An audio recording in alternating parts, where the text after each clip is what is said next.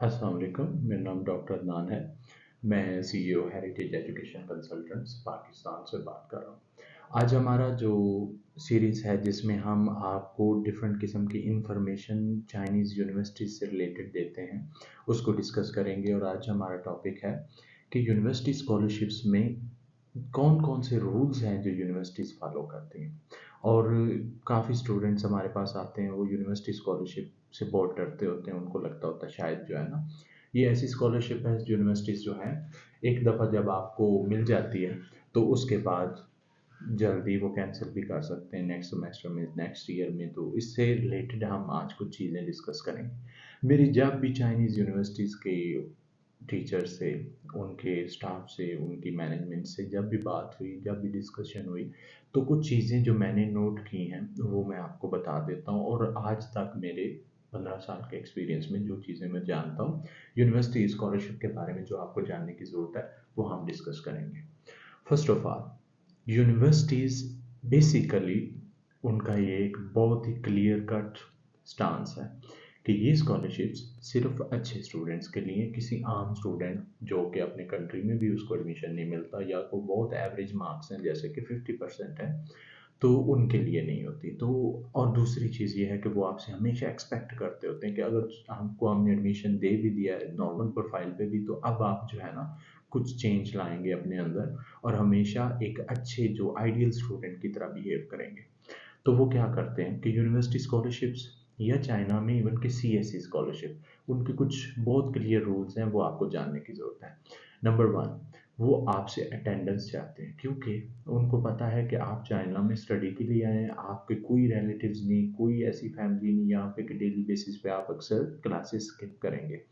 तो mostly universities आपसे यही कहेंगी कि हमें 80% अटेंडेंस चाहिए।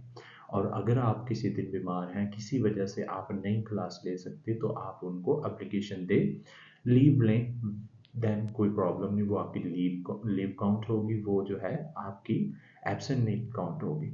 तो इसलिए यूनिवर्सिटी आपसे हमेशा डिमांड करती कि हमें अच्छी अटेंडेंस रेट चाहिए। सही है। अगर आप क्लास से गायब रहेंगे, अक्सर कहीं इधर उधर दूसरे शहरों में काम करने निकल गए, तो मेरे भाई कल को आपको प्रॉब्लम हो सकती है। ठीक है। दूसरी चीज़, वो कभी नहीं चाहते कि एक स्टूडेंट जो है किसी टीचर से बदतमीजी करे। जो फॉरेन ऑफिस के स्टाफ होता है, जो आपके फॉरेन स्टूडेंट्स को देखता है, उनके डिफरेंट किस्म के जो भी चाइना में मसले मसाइल होते हैं, उनके प्रोसीजर्स होते हैं, उनको हैंडल करते हैं, उनसे बदतमीजी ना करता हूँ, क्योंकि वो भी शो करता है कि एक स्टूडेंट जो है जो इस तरह का बिहेवियर रखता है और दूसरे क्लास फेलोज, क्लास में डिस्टर्बेंस, ये वो इस तरह की उसकी प्रॉब्लम्स ना आती हैं। ठीक है। अगर आती हैं तो ये आपके लिए प्रॉब्लम क्रिएट कर सकती हैं, क्योंकि ये आपका इम्प्रेशन देगी कि आप एक बुरे स्टूडेंट हो। तो आपसे वो रिक्वायर करते होते हैं कि आप इस तरह की कोई हरकत नहीं करेंगे। फिर आप पे कोई क्रिमिनल केसेस ना चल रहे हो वहाँ पे, फॉर एग्जांपल कोई भी किसी किस्म का भी पुलिस केस बन जाए आप पे और जिसमें आप गिल्टी भी हों, तो ये भी आपका इम्प्रेशन बुरा बनाएगा, आप पे जो है आपकी स्कॉलरशिप पे असरअंदाज होगा। ठीक है।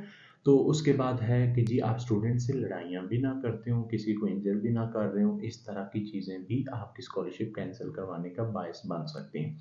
फिर उनका रूल होता है कि जी आप यूनिवर्सिटी की प्रॉपर्टी को भी डैमेज ना करते हो।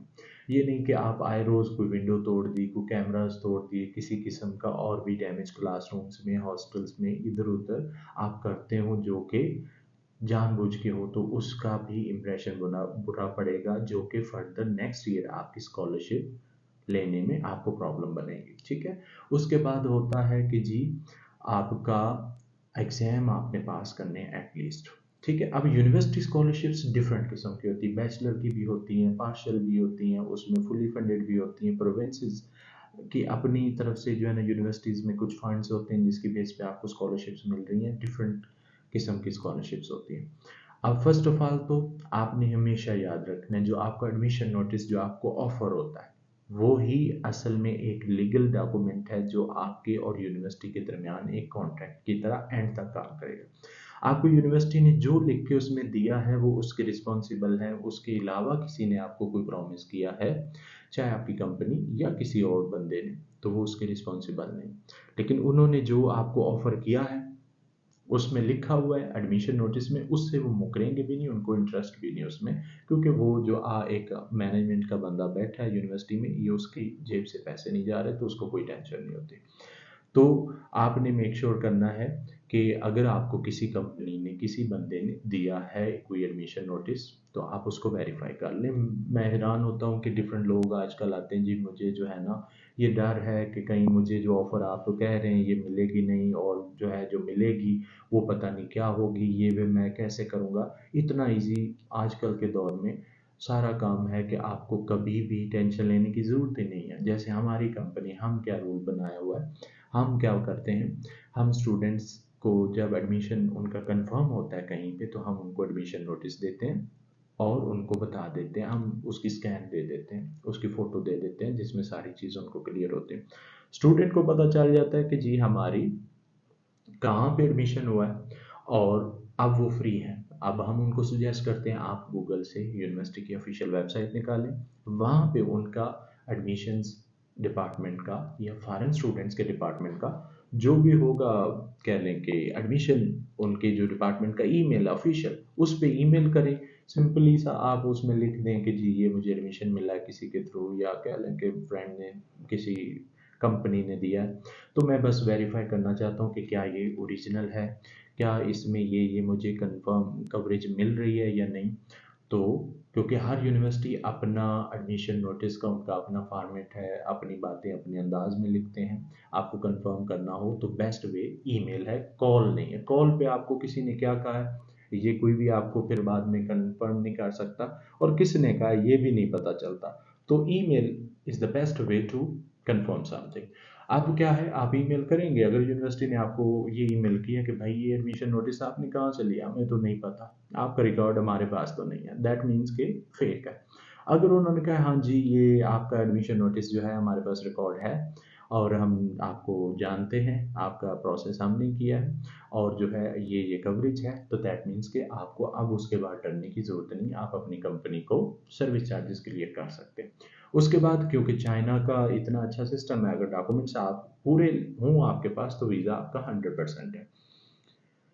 इसके बाद हम इसको समन अप करते हैं कि जैसे वाइंड अप करते हैं कि क्या क्या वो चीज़ें हैं जो आपको देखनी हैं वहाँ पे रहते हुए, क्योंकि हर साल यूनिवर्सिटी आपको नेक्स्ट ईयर स्टार्ट होने से पहले, अगर आप स्कॉलरशिप पे हैं तो ये देखते होते हैं कि हमने इनको स्कॉलरशिप देनी है या नहीं।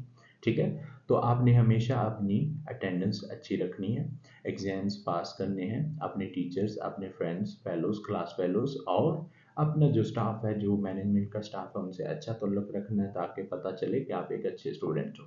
उसके बाद आपकी स्कॉलरशिप को इंक्रीज़ करने में या उसको मोर कंफर्म करने में दो चीज़ें और भी हैं। एक है सोशल वर्क। सोशल वर्क किसी किस्म का भी हो सकता है, आपका कोई फेलो, क्लास फेलो बीमार था, उसको आपने हेल्प की, किसी का और कोई मसला था, आपने उसकी हेल्प की, तो वो कहलाता है वहाँ पे सोशल वर्क। या कह लें कि कोई बंदा बीमार हो गया तो उसको हॉस्पिटल ले गया, इस तरह से आपको इस सोशल वर्क की बेस पे भी स्कॉलरशिप मिलती होती है। उसके बाद एग्जाम्स में तो आप अच्छा परफॉर्म कर रहे हैं, लेकिन आप गेम्स में कितना अच्छा परफॉर्म कर रहे हैं ये भी रिक्वायर्ड होता है। दैट मीन्स कि आप चलो अच्छे प्लेयर नहीं है किसी भी फुटबॉल के, बैडमिंटन के, पिंग पोंग के या वॉलीबॉल के, लेकिन आप उसमें जाते हो, ये ना हो कि आप अभी कभी अपने रूम से बाहर नहीं निकलते, आप वहाँ पे एक्टिव हों, और जीते या नहीं लेकिन पार्ट लेते हों, तो ये भी आपकी स्कॉलरशिप सिक्योर करने में एक हेल्पफुल चीज़ होती है। ठीक है, तो जो आपको जब भी स्कॉलरशिप मिले, यूनिवर्सिटी स्कॉलरशिप, डरने की कोई ज़रूरत नहीं, बस मेक श्योर करें आपको ऑफ़र क्या हो रहा है। उस ऑफ़र में सब कुछ लिखा होगा, ठीक है? अगर उन्होंने लिखा हुआ है कि you are granted scholarship for the first year and from second year we will give you scholarship according to the university rules, तो इसका मतलब क्या है? आप यूनिवर्सिटी को पूछ लो कि भाई आपके सेकंड ईयर से स्कॉलरशिप देने के रूल्स क्या हैं? अपनी कंपनी से पूछ लो इनके सेकंड ईयर से स्कॉलरशिप किस बेस पे देते हैं?